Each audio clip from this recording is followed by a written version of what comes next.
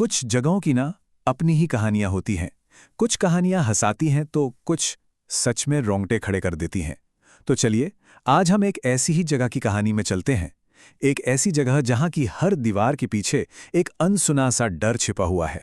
पूरनपुर। देखिए, नाम कितना सुंदर है और सच में गांव भी उतना ही खूबसूरत था। चारों तरफ हरे भरे खेत, एक शांत सी नदी और सीधे साधे भोले भाले लोग। मतलब पहली नजर में तो ऐसा लगता है कि सब कुछ एकदम परफेक्ट है। लेकिन जैसा कि होता है, हर खूबसूरत तस्वीर में कहीं ना कहीं एक गहरा काला धब्बा होता है। और यहां भी था। यह धब्बा था गांव के बिल्कुल आखिर में खड़ी एक पुरानी हवेली। ये एक ऐसा खुला राज था जिसके बारे में सब जानते तो थे, लेकिन कोई कोई भी इसके बारे में बात नहीं करना चाहता था। गांव के लोग तो उस रास्ते से गुजरने में भी डरते थे, क्योंकि उन्हें लगता था कि वहां वो है। तो सवाल ये है कि आखिर उस हवेली के दरवाजों के पीछे था क्या? ऐसा कौन सा डर था जिसने पूरे गांव को अपनी गिरफ्त में ले रखा था? खैर, इसका पहला इशारा मिला दो गांव वालों को, वो भी एक तूफानी रात में। तो हुआ ये कि गांव के दो लोग, रामू और स्वामी, अपने घर लौट रहे थे। तभी अचानक से जोर की बारिश शुरू हो गई और साथ में ओले भी गिरने लगे। अब बचने के लिए आसपास कोई जगह नहीं थी सिवाय एक छत के, और वो छत थी उसी भुता हवेली की। जान बचाने की मजबूरी में उन्होंने एक ऐसा फैसला ले लिया जिसका अफसोस शायद उन्हें जिंदगी भर रहा होगा। और जैसे ही वो दोनों अंदर घुसे ना, हवेली के एक कोने में उन्हें एक बड़ी अजीब सी बुढ़िया दिखाई दी। बाल एकदम सफेद बिखरे हुए, और वो अपने आप में ही कुछ बड़बड़ा रही थी, कुछ ऐसा जो किसी की समझ में ना आए। बस उसे देखते ही दोनों की तो रूह कांप गई। वो ये भी भूल गए कि बाहर ओले गिर रहे हैं, और बस जान बचाकर अपने घर की तरफ भागे। अब हवेली का डर वो सिर्फ एक अफवाह नहीं था, वो हकीकत बन चुका था। तो इस घटना के कुछ ही दिनों बाद गांव में 4 नए लोग आए शहर से। एक था राजीव, साथ में उसकी पत्नी रिया और उसके 2 भाई रमन और प्रेम। इन चारों ने आते ही गांव वालों के सामने एक ऐसा दावा किया कि सब हैरान रह गए। उन्होंने कहा कि वो उस भूतहा हवेली के मालिक हैं और उसे बेचने के लिए आए हैं। और बस यहीं पर दो बिल्कुल अलग अलग दुनियाएं आकर टकरा गईं। सोचिए, एक तरफ थे गांव के लोग, जिनके लिए वो हवेली मतलब खौफ का दूसरा नाम थी, और दूसरी तरफ थे ये शहर वाले, जिन्हें उस खौफ में भी सिर्फ और सिर्फ पैसा दिख रहा था, सिर्फ मुनाफा।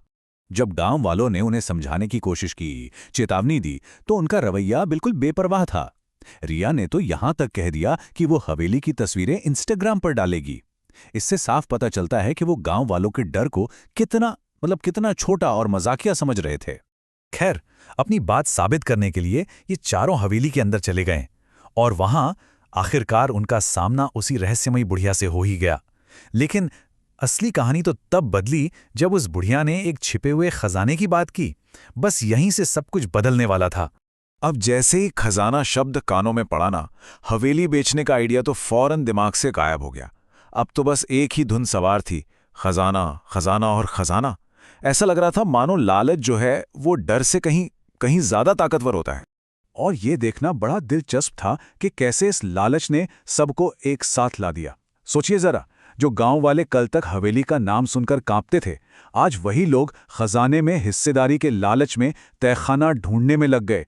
और घंटों की मेहनत के बाद आखिरकार उन्हें एक छिपा हुआ रास्ता मिल ही गया, एक रास्ता जो सीधा तहखाने की तरफ जाता था। जरा उस पल को सोचिए, एक अंधेरा, सीलन से भरा तहखाना, और सबकी आंखें सिर्फ एक ही चीज पर जमी हुई थीं। वहां धूल और मकड़ी के जालों के बीच में एक बहुत पुराना, भारी सा लोहे का संदूक रखा था। खजाना बस उनकी पहुंच में था। उस वक्त तो उनकी आंखों में बस रुपये पैसे के सपने तैर रहे थे। मतलब एक्साइटमेंट एकदम चरम पे था। सबको लग रहा था कि बस अब तो किस्मत बदलने ही वाली है, हमेशा के लिए। लेकिन उन्हें जो मिलने वाला था वो दौलत नहीं थी, वो एक बहुत भयानक सच था। और जैसे ही वो संदूक खुला, करोड़पति बनने का सपना एक जोर की चीख में बदल गया, क्योंकि अंदर अंदर सोना चांदी नहीं बल्कि एक बच्चे का कंकाल था। ये देखते ही सबकी रूह कांप गई। खजाने की ये तलाश अब एक खौफनाक खोज बन चुकी थी। और ठीक उसी वक्त उस बुढ़िया ने, जिसका नाम गौरी था, अपनी चुप्पी तोड़ी।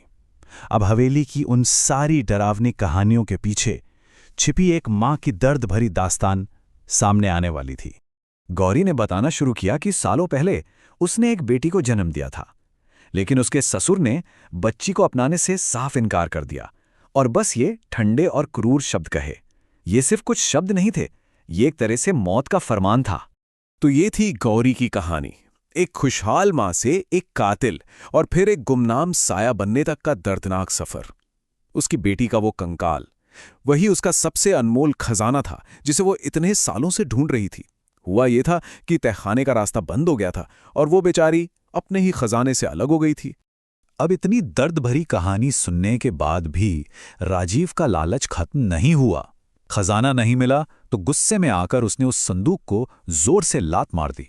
उसने एक मां के सबसे कीमती खजाने की बेइज्जती की थी और ये उसकी जिंदगी की सबसे बड़ी गलती थी। राजीव की इस हरकत ने ना गौरी के अंदर सोई हुई मां को जैसे जगा दिया। अब वो कोई कमजोर बेबस बुढ़िया नहीं थी, बल्कि अपनी बच्ची की यादों को बचाने वाली एक शेरनी बन चुकी थी।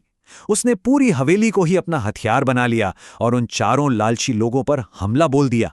इस पूरी अफरा तफरी और हंगामे के बीच में गांव वाले और पुलिस दोनों ही वहां पहुंच गए। अब कहानी अपने आखिरी मोड़ पर थी, जहां सच और झूठ का फैसला होना था। और यहीं पर कहानी का आखिरी और शायद सबसे बड़ा ट्विस्ट सामने आया। जिन चार लोगों को सब बेचारे पीड़ित समझ रहे थे, असल में वही असली मुजरिम थे। पता चला कि वो लोग धोखेबाज थे, जिनका हवेली पर कोई हक नहीं था। वो तो बस कब्जा करके उसे बेचना चाहते थे। पुलिस ने फौरन उन चारों को गिरफ्तार कर लिया। तो आखिर में ये पूरी कहानी बस एक ही बात पर आकर सिमट जाती है। ये किसी भूत या चुड़ैल की कहानी थी ही नहीं। ये तो एक मां की कहानी थी, जिसका असली खजाना उसकी मरी हुई बेटी थी और उसकी पूरी दुनिया बस उसी के आसपास घूमती थी। इसके बाद गांव वालों ने मिलकर उस बच्ची का अंतिम संस्कार किया और गौरी को इलाज के लिए भेज दिया। लेकिन इस कहानी का सबसे खूबसूरत हिस्सा तो अब आना बाकी था। जिस हवेली में एक बेटी की जान ली गई थी, उसी हवेली को एक गर्ल्स स्कूल में बदल दिया गया और उसका नाम रखा गया गौरी कन्या विद्यालय, एक मां की याद में। तो आखिर में एक सवाल जरूर उठता है, क्या पूरनपुर की वो हवेली सच में बदल गई, या फिर कुछ कहानियां, कुछ यादें हमेशा के लिए उन दीवारों में कैद होकर रह जाती हैं? इस पर सोचिएगा जरूर।